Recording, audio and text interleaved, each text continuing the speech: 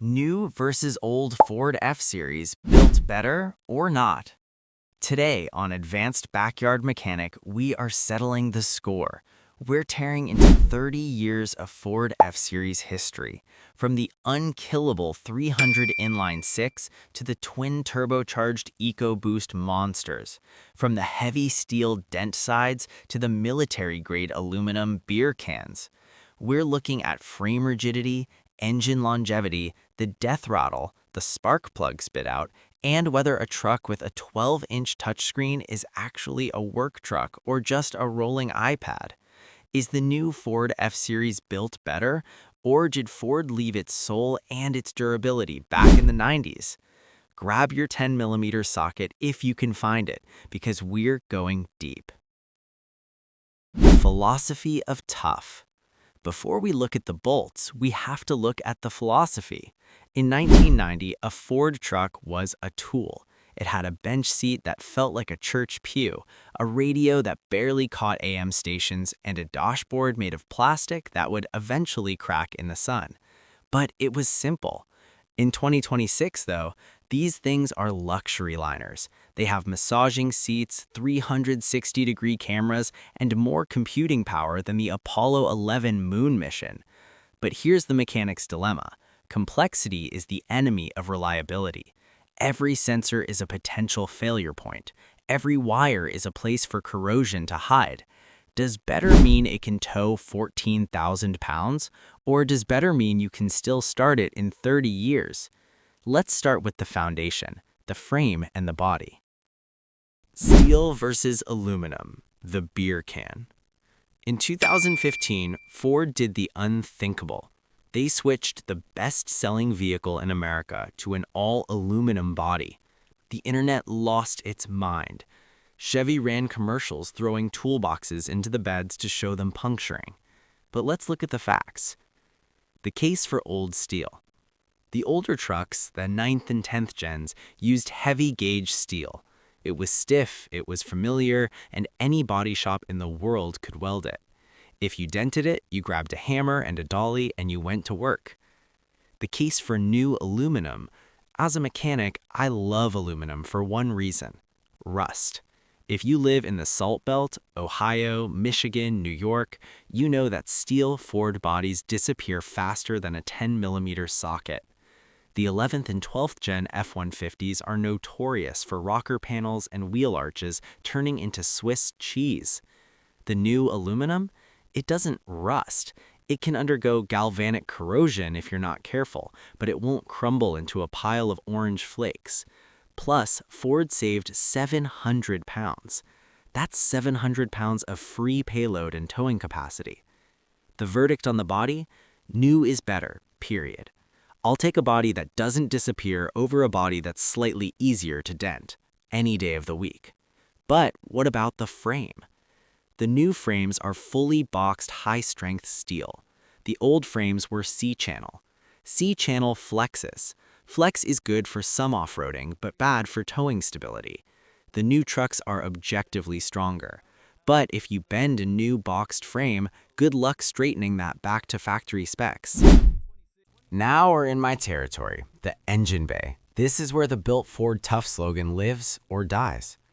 The legend, the 300 cubic inch inline-six. If you have an 80s or early 90s Ford, you probably have the 4.9-liter inline-six. This engine is the reason Ford has fans for life. It's got 7 main bearings. It's gear-driven. No timing belt, no timing chain. It's basically a tractor engine put into a pickup. It doesn't make much horsepower, about 150, but it will run on 3 cylinders, a gallon of kerosene, and pure spite. The dark ages. The 5.4-liter 3-valve Triton. Then we moved into the 2000s. Oh boy. If you're a backyard mechanic, the 5.4-liter Triton is your best friend and your worst enemy. The spark plug issue. These engines were famous for 2 things. In the early years, they'd spit the spark plugs right out of the head because there weren't enough threads. In the later 3-valve years, the spark plugs would seize and snap off inside the head. The cam phasers. If you hear it ticking or knocking that sounds like a diesel, that's your cam phasers. It's a $2,500 repair at a shop. The modern era. EcoBoost versus Coyote. Today, you've got the 5.0-liter Coyote V8 and the 3.5-liter EcoBoost. The Coyote is a masterpiece. It's a high-revving, double-overhead cam V8 that sounds like a Mustang and works like a mule. The EcoBoost, it's a twin-turbo V6. It has more torque than the V8s of old. It's fast, but it's complex. You've got turbos getting hot, intercoolers, and the dreaded timing chain stretch, or cold start rattle. The mechanic's truth. The new engines make double the power and get better gas mileage, but the 300 inline-six would outlast them both in a post-apocalyptic wasteland. If built better means lasts forever, the old school wins.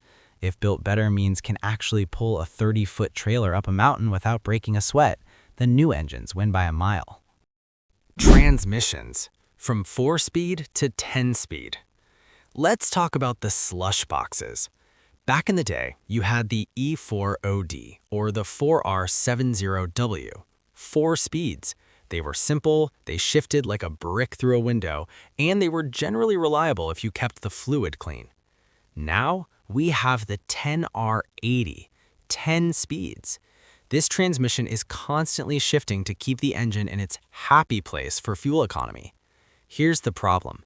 The 10-speed has had some growing pains. We're seeing harsh shifts, clunking, and software issues. As a mechanic, I'd rather rebuild an old 4-speed in my driveway than even look at the valve body of a 10-speed. The new ones are better for your wallet at the gas pump, but they're worse for your blood pressure when the warranty expires. The interior versus luxury. Now look at this. This is nicer than my living room. But here's the advanced mechanic perspective. Everything in here is tied to a module. If your seat heater stops working, it might not be a fuse. It might be a software glitch in the body control module. If your screen goes black, you lose your radio, your navigation, and sometimes your climate controls. In the old trucks, the interior lasted as long as the foam in the seats. In the new trucks, the interior has an expiration date. Technology ages. In 10 years, that 12-inch screen is going to look like a Windows 95 computer. Repairability, the backyard factor. The old truck. You can change the alternator in 15 minutes. You can reach the spark plugs without taking off the intake manifold. You can see the ground through the engine bay. It was designed to be serviced. The new truck. Ford didn't design the new F-150 for us. They designed it for the assembly line and the dealership service department. To do many common repairs, you have to be a contortionist. On the diesel models, you often have to remove the entire cab from the frame just to do major engine work. If you're a backyard mechanic, better stopped around 2014. After that, you need a $5,000 scan tool just to tell the truck you changed the battery. Payload and towing, the real numbers. We can't ignore the numbers.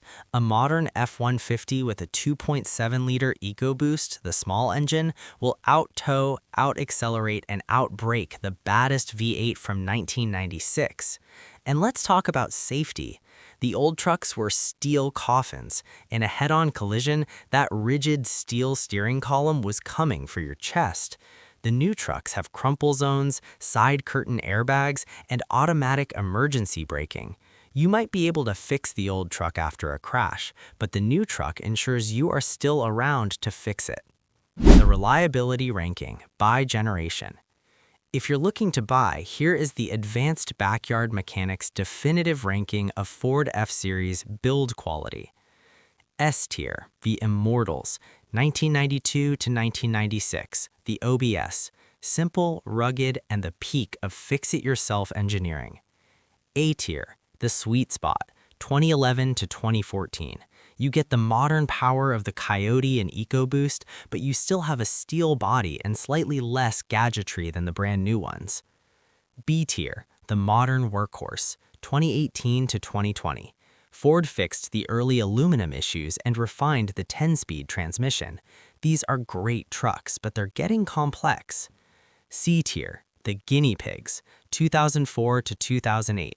The 5.4-liter Triton issues and spark plug drama make these a gamble. D tier, the Rust Buckets, 1997 to 2003. Great engines, the two-valved 4.6-liter and 5.4-liter were decent, but the frames and bodies rot if you look at them funny. So, let's answer the question. Is the new Ford F-Series built better? The answer is yes and no. It is built better for the first owner. If you buy a 2026 F-150, you are getting the safest, most capable, most comfortable vehicle in history. It will tow your boat like it isn't there, and it will keep you in the lane while you drink your coffee. For the first 100,000 miles, it is a superior machine in every measurable way. But it is built worse for the third owner. In 20 years, that 1994 OBS Ford will still be on the road. Why? Because a guy like you or me can fix it in the driveway for $50. In 20 years, a 2026 F-150 with a failed Power Boost hybrid battery, a delaminated touchscreen, and a glitchy 10-speed transmission, that's going to be a 6,000-pound paperweight. The cost to restore a modern truck will be more than the truck is worth. The better truck. If you want a truck to use, buy a new one. The engineering is staggering. If you want a truck to keep, find a clean 9th or 12th gen.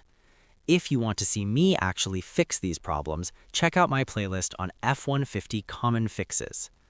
I'm the Advanced Backyard Mechanic. Keep your wrenches turning and your oil clean. See you in the next one.